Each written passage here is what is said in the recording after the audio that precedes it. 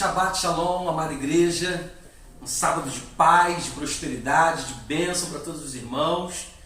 Hoje é sábado, um dia especial, um dia extremamente abençoado, e eu quero trazer uma palavra para a igreja.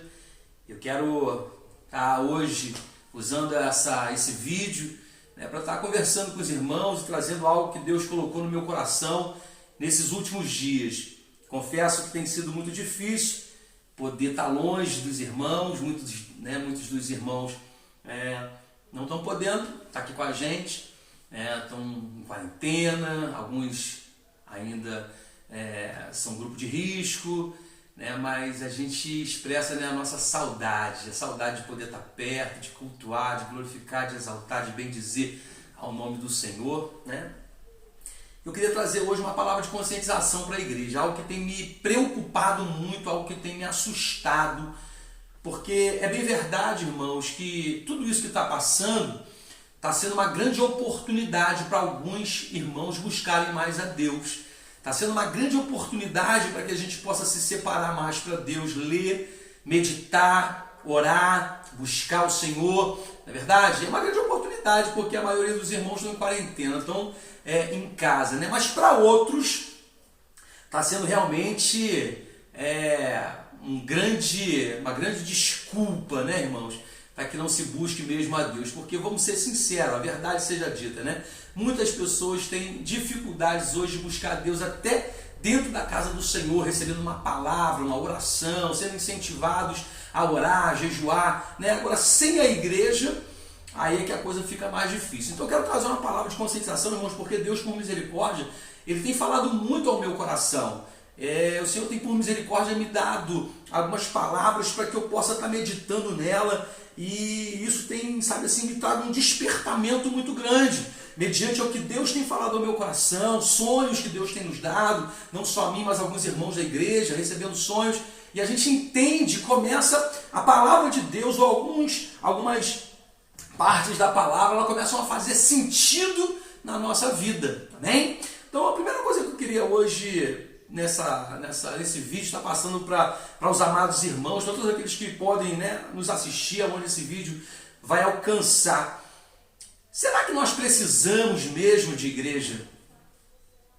Será que nós precisamos de um templo, um lugar para adorar, para se buscar a Deus? Será que nós precisamos disso? Porque nesses últimos dias o que a gente mais escuta é que agora nós somos igreja dentro de casa. Não foi isso que Jesus ensinou para mim, não. Nós somos agora igreja. Nós sempre tivemos que ser igreja.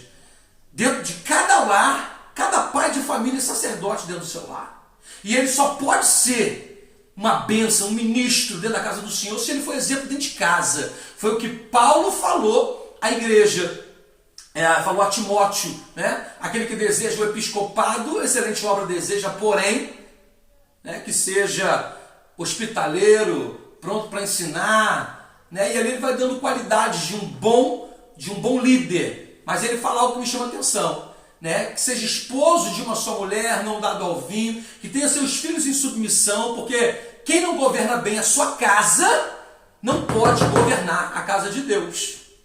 Então, peraí, se Paulo está dizendo isso, é porque há uma necessidade. Ninguém foi, mas teve mais a oportunidade de fundar igrejas do que Paulo. Paulo passou por toda a Macedônia, por toda aquela parte, até chegar à Europa, pregando a palavra, fundando igrejas, estabelecendo líderes, para que esses pudessem dar frutos, ganhar almas, agregá-los à igreja do Senhor Jesus Cristo. Quem fundou a igreja foi o nosso Senhor Jesus. Ele deixou ordenanças para a sua igreja, duas delas todos nós cristãos sabemos, que é batismo e santa ceia. Eu costumo dizer, irmãos, que a igreja é um órgão vivo, da qual Deus é o cabeça e nós somos o corpo. Então me perdoa, você aí que não tem compromisso com Deus, que não é dizimista, você que não toma santa ceia, que vive na fornicação, no adultério, e vai para a igreja achando que igreja é essa vidinha medíocre que você vive, você está enganado. encarnado. Igreja é lugar de gente santa, séria, separada,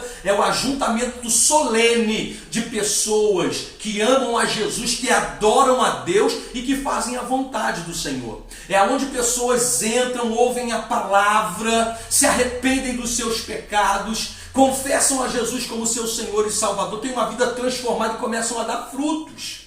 Então, querido, me perdoa se você hoje, dentro de casa, quer ser igreja, você está indo contra aquilo que Jesus ensinou. Jesus falou para Pedro, lá em Mateus, no capítulo 16, escuta bem isso. Olha o que a Bíblia diz. E chegando Jesus das partes de Cesareia de Filipe, interrogou os seus discípulos, dizendo, quem dizei aos homens ser o Filho do Homem? E eles lhe disseram, um João Batista, outros Elias, e outros Jeremias, ou um dos profetas. E disse-lhe ele, e vós, quem dizeis que eu sou? E Pedro, claro, Simão, Pedro, respondeu, dizendo, tu és o Cristo, o Filho do Deus vivo. Jesus respondendo, disse-lhe, bem-aventurado és tu, Simão Barjonas, porque não foi carne e sangue que tu revelou, mas meu Pai que estás no céu.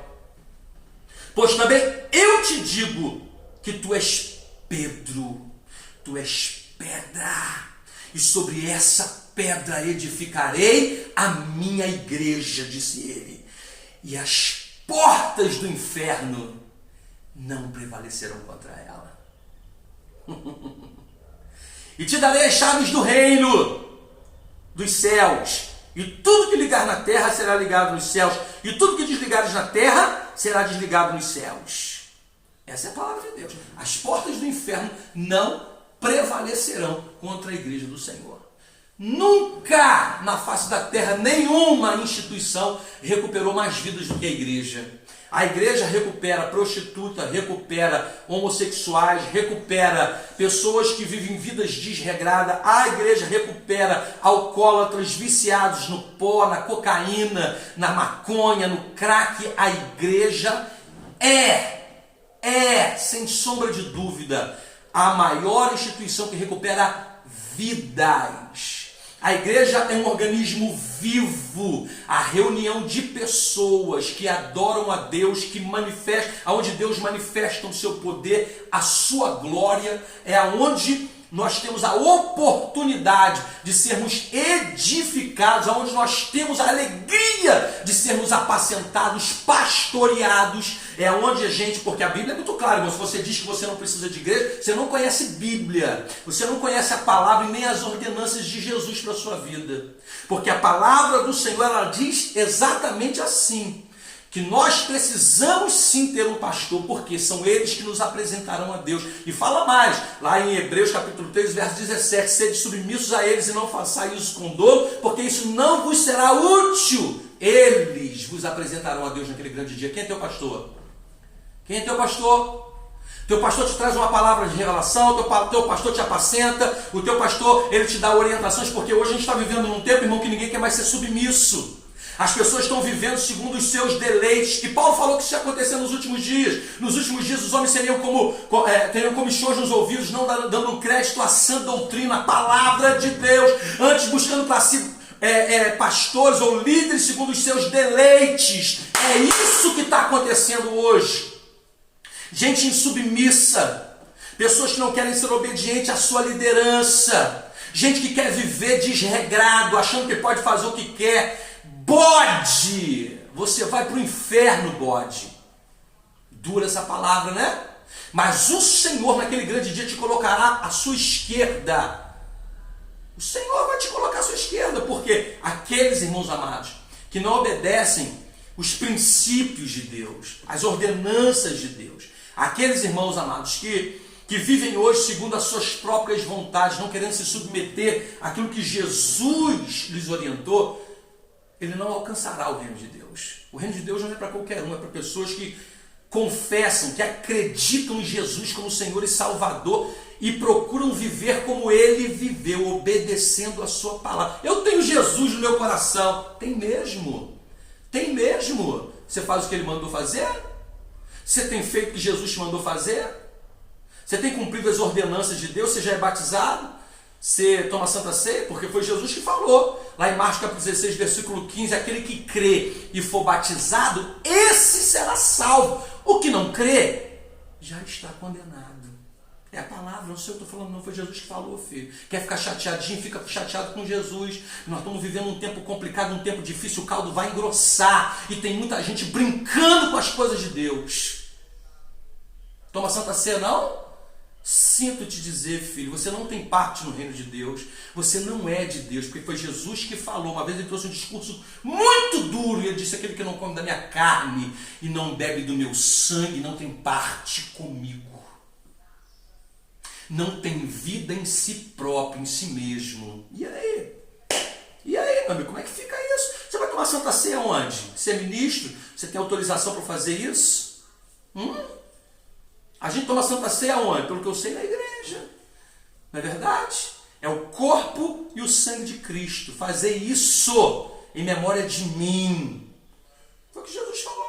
E não toque de qualquer maneira, porque hoje virou modinha, né, irmão? Você pode entrar dentro de qualquer igreja, e tem igreja aí que agora é tudo light, vivendo amaziado, fumando, roubando, cheirando, fazendo um monte de coisa errada, né? E está lá tocando no corpo e no sangue de Cristo. Jesus falou que aquele que come e bebe indignamente, come e bebe para a sua própria condenação, não discernindo o corpo do Senhor, e por causa disso há entre vós muitos fracos, muitos doentes, e muitos que já dormem. Olha o que tem de gente morta espiritual, não está no gibi, sabe por quê? Religioso, fanfarrão, vai para a igreja comer pão e beber suco de uva. Está morto. Está morto. Ordenança de Deus. Jesus falou, irmãos amados, a Bíblia fala, né, que eu preciso de uma igreja, porque eu preciso ser dizimista. A palavra diz que eu devo levar os meus dízimos, as minhas ofertas à casa do tesouro. Eu preciso levar. E a Bíblia fala que quem não faz isso é ladrão, é roubador. Foi Jesus que falou em Malaquias, né? Ele fala sobre isso. Capítulo 3, verso 8 em diante, ele vai falando sobre os ladrões. Me roubais vós todas as nações. E eles perguntam: em que nós temos te roubado, Senhor? Nos dízimos e nas ofertas alçadas. Então as pessoas que roubam a Deus são ladrões. Ah, não, eu não dou dinheiro para pastor. É mesmo? Ah, você acha que você tem direito de fazer alguma coisa com o seu dízimo? É, sacerdote. Você acha mesmo que você tem esse direito? Você não tem esse direito. Quem tem o direito de fazer ou de usar os dízimos são os sacerdotes e não você. É seu dever levar até a casa do tesouro. Se o pastor rouba, ele naquele grande dia vai se haver com Deus. É ele Deus. Eu sempre falo isso aqui na nossa igreja. Não é você, filho, que vai julgar isso, é Deus. Se ele rouba, é problema dele, é ele Deus naquele grande dia. Cabe a você cumprir as ordenanças do Senhor. Se não dá, sempre dizer: ladrão, ladrão, você não herdará o reino de Deus, ladrão. Porque o reino de Deus não é para pessoas que roubam ao Senhor. São princípios, irmãos, básicos de igreja. Eu preciso de igreja, porque eu preciso de um pastor, eu preciso ser batizado, eu preciso tomar Santa Ceia, eu preciso ser dizimista, eu preciso estar com os meus irmãos e praticar a mordomia cristã, eu preciso ser corpo.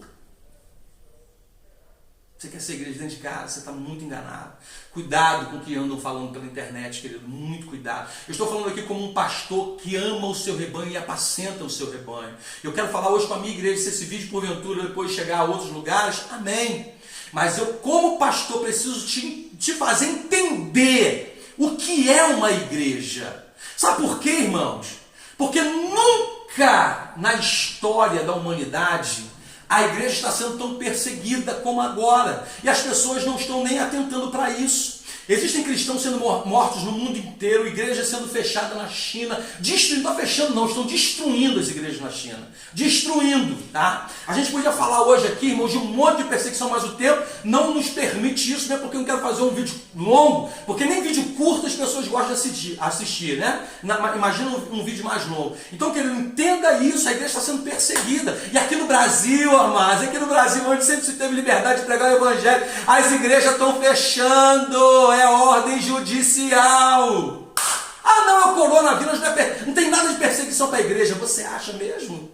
É isso? Esse é o teu pensamento? Você acha que não tem nada a ver, não está acontecendo nada, né? Ah, não, são só por 3 meses. Você acha mesmo que é isso?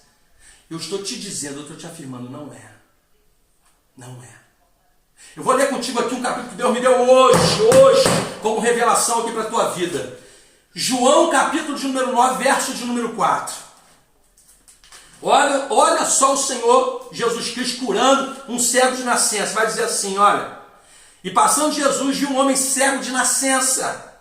E os seus discípulos lhe perguntaram, dizendo, Rabi, quem pecou, este ou seus pais, para que nascesse cego? Jesus respondeu, nem ele pecou, nem seus pais, mas foi assim para que se manifeste nele as obras de Deus. Convém que eu faça as obras daquele que me enviou enquanto é dia. Enquanto é dia, a noite vem em que ninguém pode trabalhar. Escuta isso. Enquanto estou no mundo, sou luz do mundo. Tendo dito isso, cuspiu na terra e com saliva fez lodo e untou o lodo aos olhos do cego. Disse-lhe, vai até o tanque de Siloé, que significa enviado. Foi, pois, lavou-se e voltou vendo. Olha que coisa linda. Jesus agora, interessante, Jesus, olha a palavra que o Senhor me deu hoje. Jesus agora cura um cego de nascença. Ok. E Jesus fala assim, é importante que eu trabalhe agora porque vem as trevas em que não se pode trabalhar. Olha que palavra, irmãos, olha que revelação. Vem trevas, vem dias escuros em que não se pode trabalhar. Eu sou a luz do mundo, diz Jesus. Eu sou a luz do mundo.